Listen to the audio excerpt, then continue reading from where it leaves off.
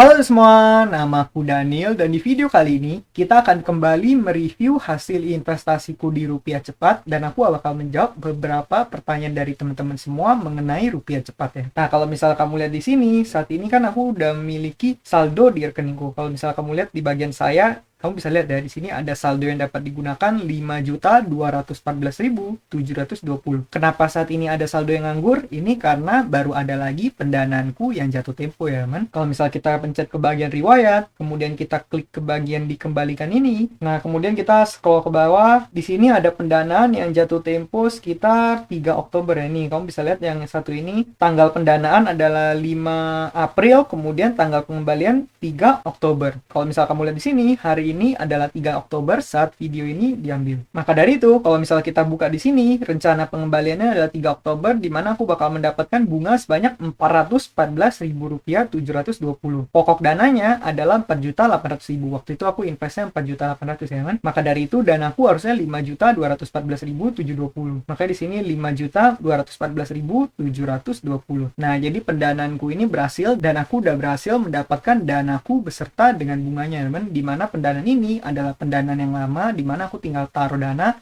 kemudian di akhir tenor langsung dapat bunga beserta dengan dana pokoknya. Bukan sistem pendanaan yang baru di mana setiap 2 minggu dikembalikan ya. Oke, sekarang kita bakal jawab beberapa pertanyaan dari teman-teman semua dan nanti aku bakal ngelakuin WD juga ya, men. Yang pertama, dari Kak Online Toko di Rupiah Cepat pada saat pengembalian setiap 15 hari, apakah pokok dan bunganya dicicil atau hanya bunga aja? Pokok dikembalikan di akhir tenor. Pada saat ada buka pendanaan dan kita mau mendanai, berapa kisaran range yang pendanaannya? Nah, kalau ini mungkin maksudnya adalah berapa biaya yang dikeluarkan untuk kalau misalnya kamu mau mendanai ya. Nah, jadi aku pengen kasih tahu dulu kalau di Rupiah Cepat itu pendanaannya ada 2 sistem, di mana kalau misal kamu mendanai di website itu kamu bisa mendanai dengan jumlah berapapun. Pendanaan di masa dulu di HP juga kayak gitu ya, man. Kamu mau danai berapapun bisa, kamu bisa masukin angkanya dengan fleksibel asal angkanya adalah kelipatan 10.000. Cuma belakangan ini kalau misal kamu mau mendanai, itu kalau misal kamu mendanai di HP, itu dia sistemnya ada banyak banget peminjam, terus nanti kita tinggal pilih peminjamnya, namun setiap peminjam itu memiliki pinjaman dengan total nominal yang berbeda ya. Ada yang 1,5 juta, ada yang 2 juta, dan seterusnya. Jadi kalau misal kamu mau mendanai, angkanya disesuaikan dengan pinjaman yang ada peminjamnya seperti itu. Jadi sistemnya agak berbeda ya, man, yang di website dan yang di HP. Nah, kalau misalnya ditanya di Rupiah Cepat pada saat pengembalian setiap 15 hari, apakah pokok dan bunga dicicil atau hanya bunga aja? Nah, jadi aku udah pernah jelasin sebelumnya di video yang bahas mengenai tabel ini ya, man. Dimana di tabel ini aku membahas yang Rupiah Cepat website dan Rupiah Cepat mobile. Kalau Rupiah Cepat website, kamu danain, kamu taruh dana di awal, kemudian di akhir tenor setelah nanti tenornya habis, misalnya kamu ambil 90 hari. Nanti di akhir 90 hari itu, kamu langsung mendapatkan dana pokokmu kembali beserta dengan bunganya. Sedangkan kalau misalnya Rupiah Cepat Mobile, sistemnya beda ya, di mana kamu mendapatkan danamu setiap 2 minggu dan itu dicicil. Nah, di sini contoh kamu masukin 10 juta, kemudian kamu pengembaliannya yang 6 kali. Berarti di sini kamu ambil tenornya yang sebanyak 90 hari atau 3 bulan ya, teman. Jadi setiap 2 minggu dikembalikan. Nah, kamu bisa lihat di sini, pertama dana 10 jutamu itu dibagi 6 dulu, di mana setiap pengembalian itu ada include 1,666 jutanya, kemudian itu dikalikan dengan 15, 30, 45, 60, 75,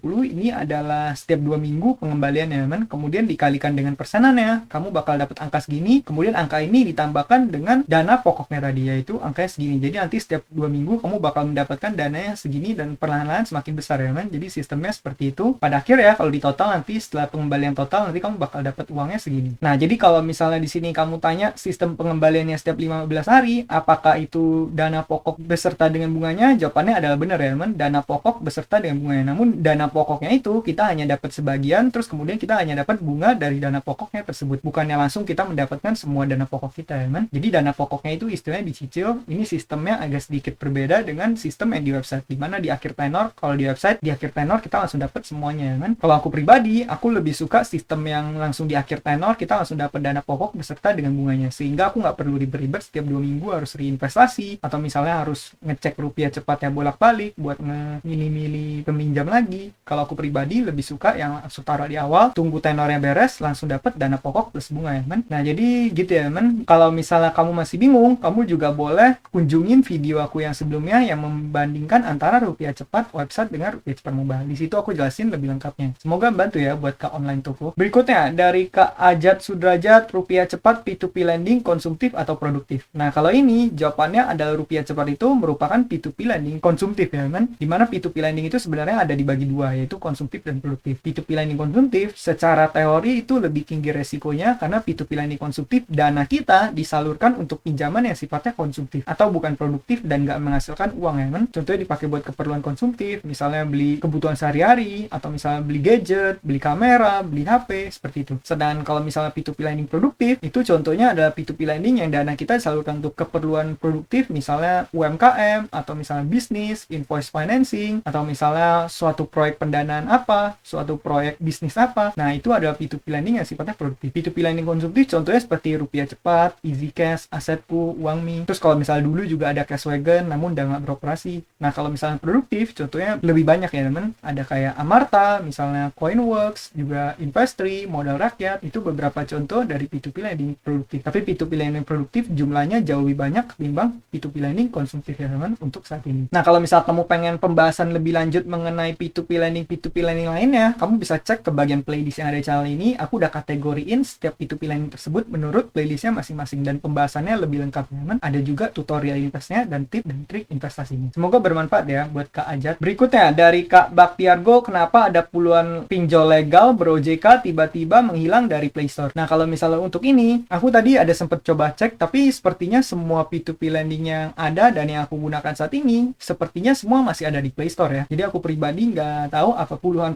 pinjol legal yang ber-OJK yang hilang. Tapi kalau misalnya kamu menemukan beberapa pinjol legal OJK yang hilang, coba kamu boleh tolong list di sini supaya kita bisa lihat juga ya kan. Dan juga kalau misalnya ada teman-teman yang punya informasi lebih lanjut mengenai ini, kamu juga boleh bantu tulis di kolom komentar. Tapi kalau misalnya menurut aku pribadi, biasanya kalau seperti itu biasa ada masalah dengan aplikasinya ya kan. Entah itu misalnya bug atau misalnya sama Google izinnya dicabut atau apapun, atau mungkin ada kemungkinan P2P lending tersebut adalah P2P lending yang sifatnya ilegal sehingga P2P lendingnya ditutup. Cuma kalau misalnya di aplikasi-aplikasi yang biasanya yang udah izin OJK dan aku gunakan, rata-rata masih ada di Play Store sih ya kan. Oh ya, aku juga perlu ingetin kalau misalnya aplikasi yang ada di Play Store terus kamu mau download, pastikan kamu jangan download APK sembarangan di internet, karena takutnya kalau kamu install secara ilegal seperti itu, takutnya itu aplikasinya yang udah di-mod dan takutnya malah bisa nanti digunakan untuk membahayakan kita ya kan, entah itu phishing atau misalnya data kita diambil atau apapun. Jadi pastikan kalau kamu pengen install aplikasi, pastikan lakukan dengan cara legal, lakukan dengan menginstall dari aplikasi secara official ya kan, entah itu Play Store ataupun App Store. Nah, semoga berbantu ya buat Kak Baktiar. Berikutnya dari Pool Movie, dipotong pajak nggak Kak ketika udah jatuh tempo? Jawabannya adalah dipotong pajak. Jadi kalau misalnya kamu udah submit NPWP, kamu bakal kena potongannya 15% instead of 30% kalau misalnya kamu gak submit NPWP. Nah, jadi kalau misalnya kamu pengen potongan lebih kecil, kamu boleh submit NPWP ya kan? Cuma kalau misalnya submit NPWP di rupiah cepat, kalau misalnya kamu menggunakan NPWP digital, itu NPWP kamu harus di print di kertas, kemudian kamu potong dalam bentuk kartu, kemudian kamu submit dengan menggunakan NPWP yang udah kamu print itu. Kalau misalnya di EasyCash dan Asetku, itu bisa juga kamu menggunakan monitor ya kan? Waktu itu aku juga menggunakan monitor, langsung aku foto, aku screenshot dari sana, itu bisa ya kan? Dan kalau misalnya kamu cek ke bagian riwayat, kemudian kita cek ke pendanaan kita yang jatuh tempo, di sini juga ada langsung tulisannya. Ini kamu bisa lihat pinjaman potongan pajaknya 24.000. Yang ini potongan pajak 42.000. Ini potongan pajak 70.000. Jadi itu kamu bisa langsung cek di aplikasinya ya, man. Semoga bermanfaat ya buat Kak Pool Movie. Berikutnya dari Kak Mesa, wah mantap, berani ambil nilai gede di EC mumpung masih muda, bersifat lebih agresif. Oh, ini karena mungkin aku waktu itu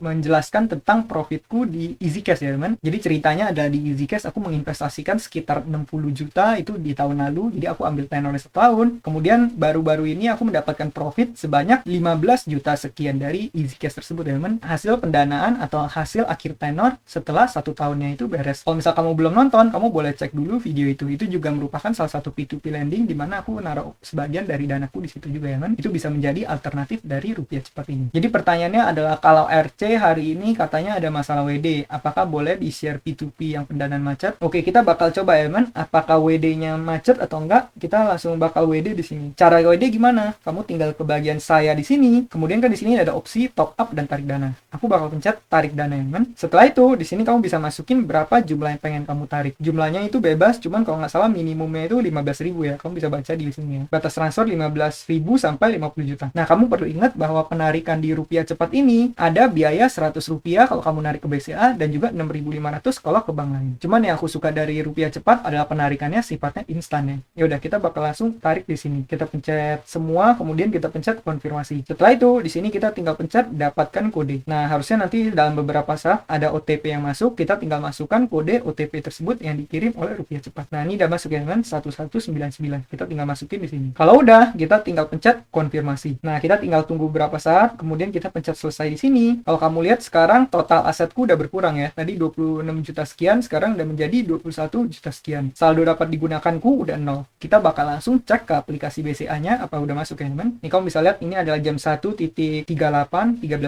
kita login ke BCA-nya. Nah, di sini kita cek mutasi rekening pada tanggal 3 Oktober sampai 3 Oktober. Kita tinggal buka di sini ya teman. Kemudian masukkan password seperti biasa. Nah, ini kamu bisa lihat ya, ada kredit utama fintech transfer e-banking kredit. Nah, angkanya adalah 5.214.620. Jadi sesuai dengan yang tadi aku bilang, ada biaya Rp100 ya, men. Kalau kamu ingat, tadi angkanya itu belakangnya 720, ini penarikannya hanya 620. Nah, jadi per video ini dibuat, saat aku melakukan penarikan, ini sama sekali nggak ada masalah ya. Namun, kalau misalnya ditanya, apakah sebelumnya pernah ada penarikan yang bermasalah? Jawabannya adalah pernah. Aku dulu pernah mengalami error pada saat penarikan, di mana aku narik itu nggak selesai-selesai, men. Aku tarik, dananya nggak kepotong, terus dananya juga nggak masuk ke BC aku. Aku juga pernah tanya ke RM, cuman RM-nya waktu itu bilang cuman ada lagi maintenance sebentar, tim IT-nya udah disampaikan, terus aku tinggal menunggu berapa saat. Kalau nggak salah waktu itu aku nariknya pagi, kemudian setelah beberapa jam, kemudian siangnya baru itu dananya berhasil ketarik. Nah, jadi mungkin ada sedikit bug di aplikasinya ya, men. Cuma kalau misal kamu merasa kurang aman, kamu pengen narik semua danamu, itu juga boleh ya, men. Keputusan ada di tangan kamu. Cuma kalau aku pribadi saat ini portoku di Rupiah Cepat juga nggak gitu banyak, dan aku juga perlahan-lahan bakal narik ini saat udah mulai jatuh tempo. Karena kenapa? Seperti yang aku tadi udah bilang, aku kurang suka di pendanaan nih, setiap 2 minggu aku harus reinvestasi ya, men. Nah, kalau misalnya kamu tanya apakah ada P2P lending yang macet, jawabannya adalah ada. Kalau misalnya biasa ada P2P lending yang macet atau gagal bayar, aku biasa selalu update di channel ini. Bahkan ada beberapa P2P yang aku berhenti menggunakannya, aku berhenti investasi di sana, dan aku juga udah memberikan alasannya, men. Kalau misalnya kamu pengen lebih lengkap, kamu boleh cek ke bagian playlist yang ada di channel ini. Aku udah bahas lengkap mengenai berbagai macam P2P lending yang udah aku review dan juga udah aku gunakan. Oh iya, kalau misalnya kamu pengen mendapatkan informasi lebih lanjut, kamu juga boleh ikutin grup Telegram dari RC ataupun ikutin grup Telegram komunitas lender P2P ya, kan? Supaya kamu bisa saling dapat informasi, atau kalau misalnya ada WD bermasalah seperti ini, at least kamu bisa tahu informasinya apa, kamu juga bisa tanya ke RM-nya secara langsung supaya bisa mendapatkan jawaban yang lebih jelas ya. Nah, mungkin sekian aja videoku pada kali ini. Nanti kalau misalnya ada pertanyaan lagi, aku bakal jawab di video-video berikutnya, men. Sekian video dari aku, semoga video ini bermanfaat, dan akhir kata, jangan lupa untuk selalu invest in yourself. Sampai jumpa di video berikutnya. Bye.